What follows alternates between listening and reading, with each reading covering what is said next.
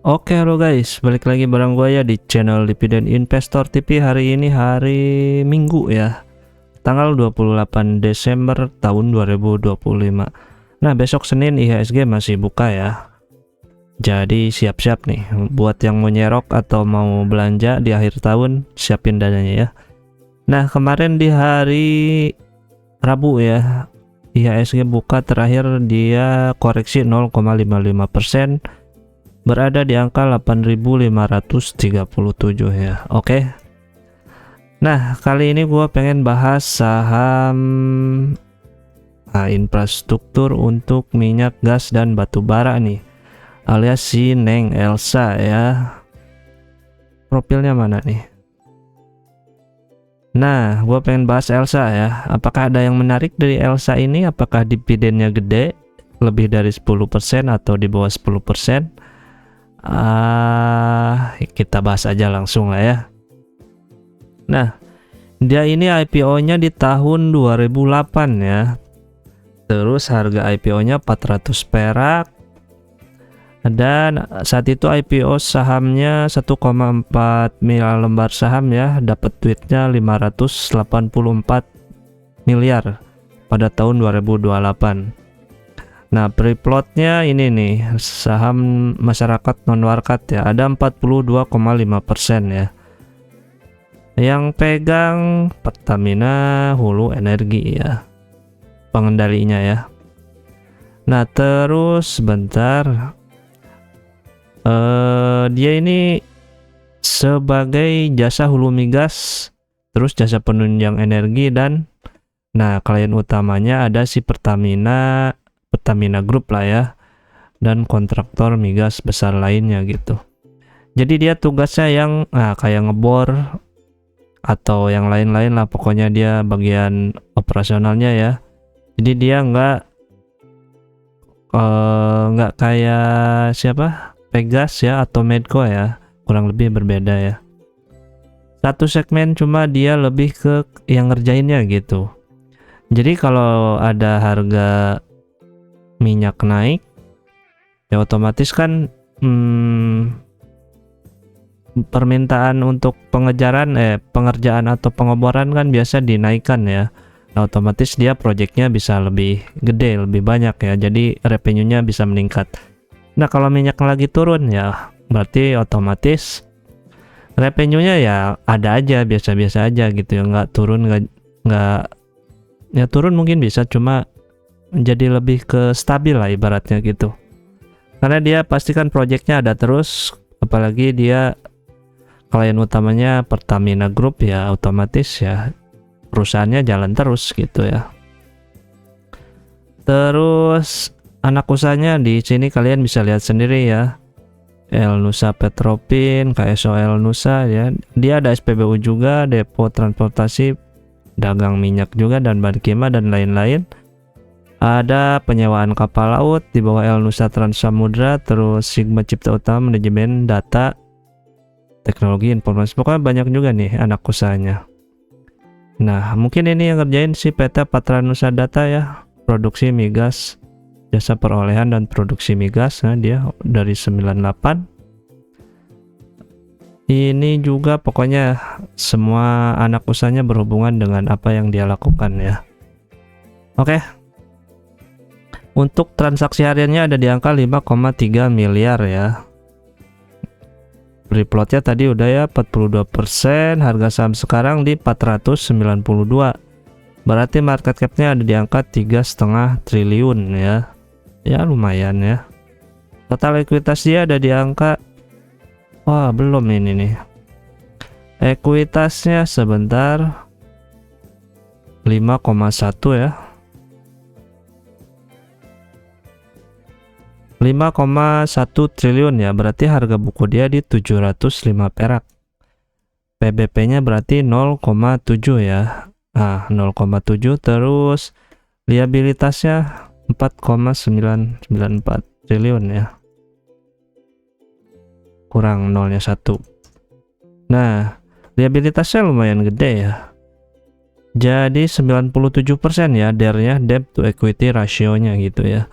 Total aset 10 triliun dan PE sekarang masih kecil di 5,3 kali. Laba ditahannya kita cek. Laba ditahan kalau untuk dividen investing juga cukup perlu dicek ya. Jadi dia duitnya masih tebal apa enggak gitu. Jadi jika suatu saat dia mau bagiin dividen spesial, ya tinggal keluarin dari duit itu ya, atau mau melakukan buyback saham atau apapun itu ya, bisa dari laba ditahannya dia gitu.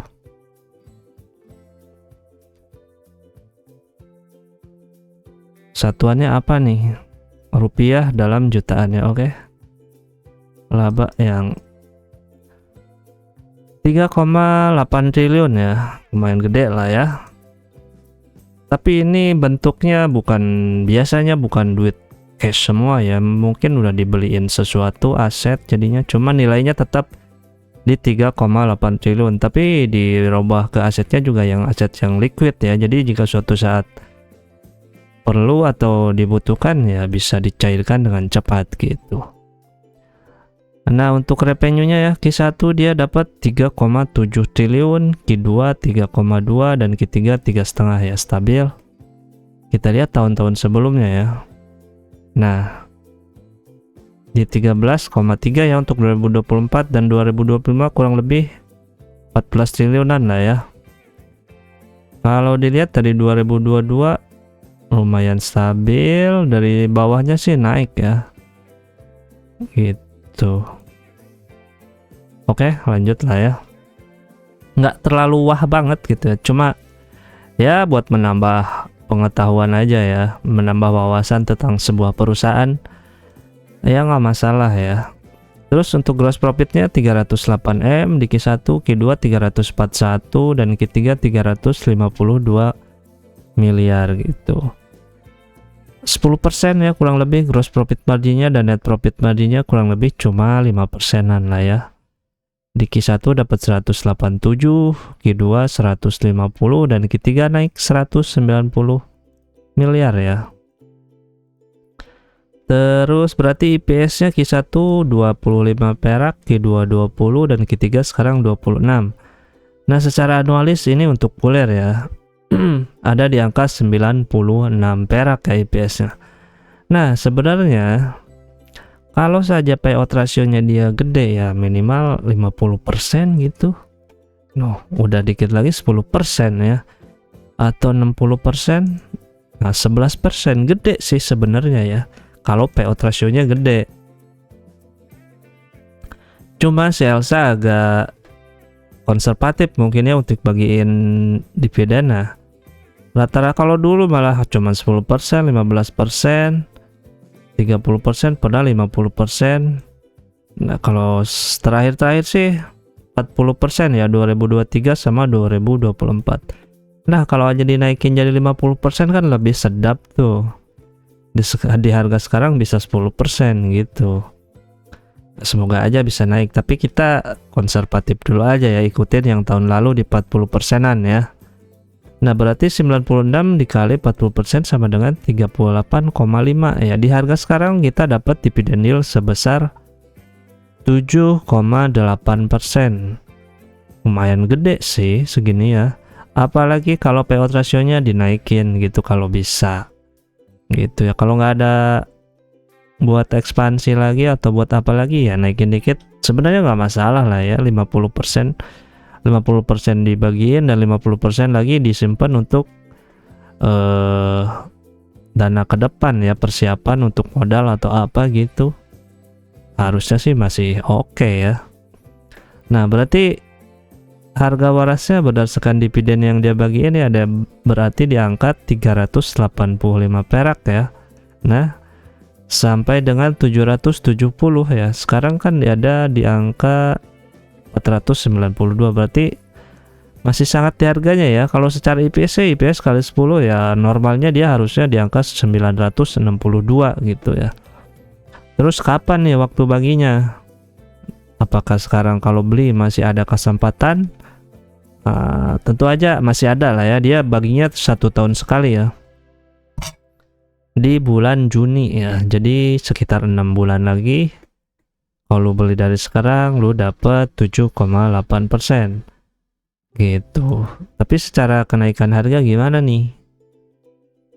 Year to date-nya dia naik 13%, 1 tahun 13% juga. Kalau 3 tahun lumayan ya. Untuk 1 tahun sih nggak kemana-mana ya, naik 13% doang gitu. Kita lihat chartnya ya. Ya masih sideways lah ya. Jadi belum kemana-mana nih dari kemarin habis bagi dividen dari bulan Juni ya tahun ini. Nah, kalau dari dividen ini juga ya naiknya sedikit ya, 13%-an tadi. Jadi masih sideways lah harganya ya. Jadi cukup oke lah ya. Tapi ini nggak di bawah 10% ya. Kalau nyarinya yang di atas 10% ya tentu saja ini nggak masuk gitu. Tapi buat untuk pembelajaran atau untuk memperbanyak pengetahuan tentang emiten-emiten di bursa yang ya minimal dividennya di atas 5% ya, kita ikutin aja ya informasinya gitu. Meskipun nggak harus masuk ke sahamnya gitu, tapi siapa tahu nanti kita ikutin ada sentimen atau berita-berita baik tentang saham tersebut. Nah, kita kan bisa cepat-cepat masuk gitu, karena kan sahamnya udah ada di dalam radar pantauan kita gitu. Jadi kalau ada informasi yang terbaru ya kita harusnya kan bisa lebih tahu duluan gitu ya apa yang akan terjadi. Kalau positif kita masuk, kalau negatif ya udah biarin aja gitu ya. Nah, jadi segitu ya tentang si saham Elsa untuk Q3 kali ini. Semoga video ini ada manfaatnya, dan ingat, karena hutang harus dibayar. Bye bye.